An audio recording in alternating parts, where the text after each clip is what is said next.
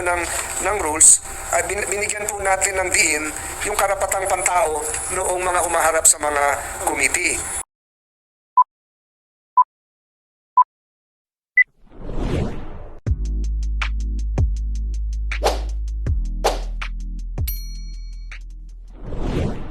Welcome back sa aking YouTube channel. Para sa mga first time lang po na manood, please click mo na yung Jeremy's TV Manila. But anyway guys, wala nang ba ito, libre lang. Tulong mo na lang din sa kapwa mo. Alright? Thank you very much po. So topic natin po today's video, Senator Tolentino, Robin Padilla, pinagtanggol si Kibuloy. Igalang daw at irespeto itong si Pastor Kibuloy. So, yan guys, alam naman natin kung sino yung mga senador na kumakampi dito kay Pastor Kibuloy. So, parang lumalabas, nagiging abogado. Lalo na itong si Senador Tolentino, nag-press con pa, di ba? Para lang may pagtanggol si Kibuloy. Na kung saan nung una, hindi naman siya membro ng committee ni Senator Risa Ontiveros, 'di ba? Parang hindi rin niya nire-respeto yung isang committee na sila rin naman may mga kanya-kanyang committee. At totoo ba na sinasabi niya bigyan ng karapatan lahat ng mga nagiging resource person o witness diyan sa Senado pagdating ng hearing? So narito guys, panoorin lang natin yung kanyang press con kung paano niya depensahan itong si Kibuloy. Pasok. Nung ako pa yung chairman ng Blue Ribbon Committee, binago natin yung rules. And the rules, as amended, would apply likewise to persons cited in contempt. So yung sa atin, sa pagbabago ng rules, ay binigyan po natin ng diin yung karapatang pantao noong mga humaharap sa mga committee. So do sa atin pong nilagay ay dapat kilalanin din yung kanilang karapatan as an individual, as a Filipino citizen. So yung sa akin, we reiterated that during that interview. Ang sabi ko po ay kung merong pamamaraang legal na gagawin si Pastor Kibuloy sa pagdulog sa husgado, kagaya nung nangyari noong Nery case sa Senado, kung inyo natatandaan pa, wala makakapigil sa kanya. At hindi dapat pigilan yon kasi karapatan niya yon. Kung sakaling siya naman ay dadalo sa isang pagdinig ng Senado, kailangan din igalang ng komite ang kanyang karapatan. Ang ibig sabihin nun, huwag babastusin, huwag tatratuhin ng bilang isang nagkasala na, dahil ang pagdidetermine ng pagkakasala ng isang tao, the right to adjudicate the guilt of a person lies with the court and not with a committee. Maliwanag po yan. Ang atin pong gawain dito sa Senado is to investigate in aid of legislation. It is not the right, it is not the duty of the Senate to condemn and imprison an individual. Because that individual, no matter how high nor lowly he is, has the same basic human right and the right of being the right to innocence, etc., etc. So igalang po yun. Yun po yung sinabi ko ng igalang yung karapatan ni Pastor Kibuloy. Kagaya po nung ginawa natin doon sa mga nagdaang pagdinig natin. So babalik at babalik po yan sa paggalang sa karapatan. Kung kahit sino man na nandun, kahit hindi si Pastor, huwag bastusin yung mga nandito sa humaharap sa komite ng Senado. So yun guys, napanood nyo, di ba? Talagang pinagtatanggol itong si Kibuloy. At malakas pa rin kasi alam naman natin guys, si Kibuloy, malaki ang followers niya. Yung member niya nasa 7 million. Marami at maraming didepensa dyan. Lalong-lalo na yung mga politician natin. Na alam naman natin na nakinabang din sila. Lalo pa itong si Tolentino ay re-electionist. Tatakbo muli sa 2025. So, siyempre kailangan niya ng tulong ni Kibuloy. 7 million yan eh. Kung iboto nga naman ng member ni Kibuloy, malaking bagay na yon. Ikakapanalo niya ng 7 million kay Kibuloy pa lang, di ba? So, ibig sabihin guys, kung i-analyze natin, parang sarili lang niya ang personal interest lang. Ang kanyang pagtatanggol kay Kibuloy. At bakit ngayon lang siya nagsalita ng ganyan? Sa daming hearing na ating napanood guys, kung nanonood kayo nung Senate hearing, sa dami ng resource person at mga witness na talagang pinag-initan ng mga senador, di ba? At nandun pa siya mismo sa mga ibang hearing. Bakit hindi niya pinagbawalan yung kanyang kasamahan?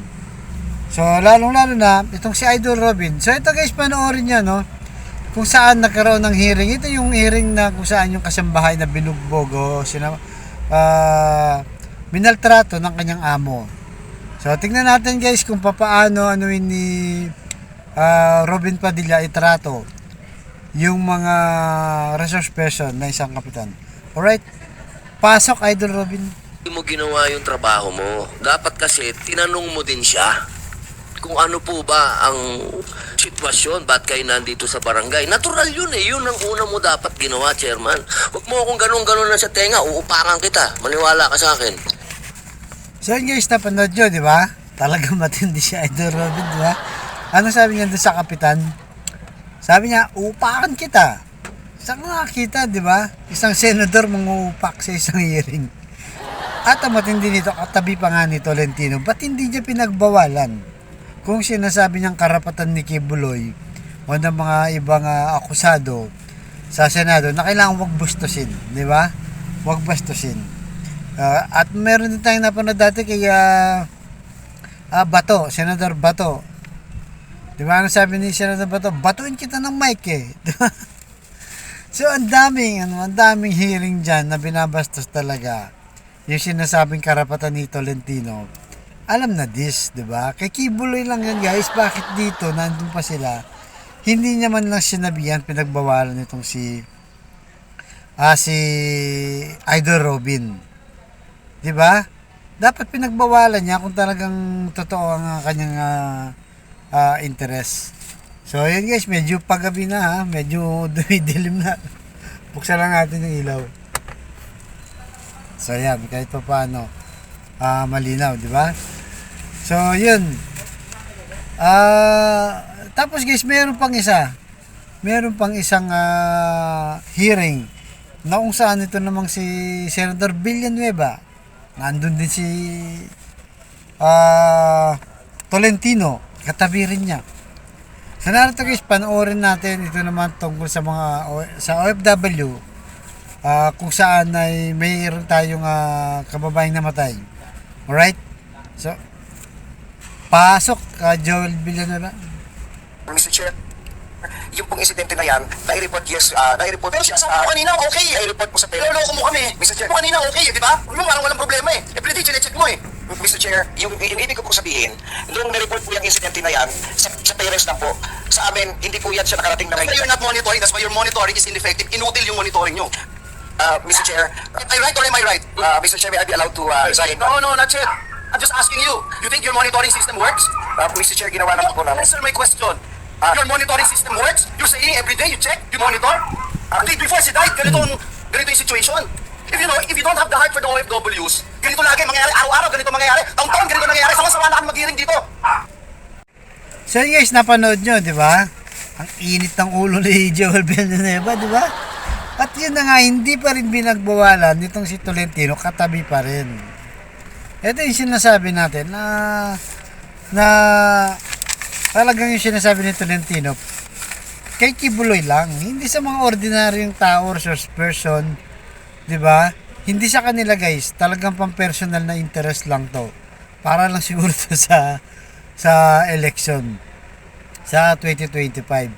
At kung mapansin nyo, di ba, yung hearing kay Senador Risa Ontiveros, meron pa siyang binastos guys. Meron ba kayo napanood na binastos niya sa mga resource person o sa mga witness? Di ba? Wala. Ang kay Senador Ontiveros sa issue lang siya. Kung ano yung issue, sagutin mo lang. Parang ganun, di ba? Yun lang sa kanya. Never pa natin siyang nakita ng bastos na mga resource person. Kaya kakaiba nga siya, di ba? So, yun ang lumalabas ngayon, guys. So, ang inaano natin dito, lipat lang tayo ganyan, medyo madilim na doon, guys. Paggabi na kasi. Yan. So, nakita natin, di ba? Itong si Tolentino, talagang si Kibuloy lang, guys, ang ang sinabihan niya ng ganun. Kaya mamulat po tayo ha. Sa darating na 2025, tandaan niyo yung mga re-electionist ng mga senador na to na kung saan ay hindi interes ng taong bayan. 'Di ba? Si Idol Robin ganyan din, 'di ba? Pinagtanggol niya. Pumunta nga dun sa Senado, pinagtanggol lang din naman ni Robin. Sino pa? Si Digong. Kahit ngayon, guys, nagpi-press con siya lagi. Pinagtatanggol niya rin si Kibuloy. So, ang solusyon dito, gaya ng sinasabi natin,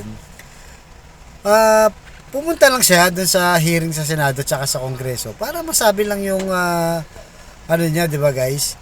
Yung side niya.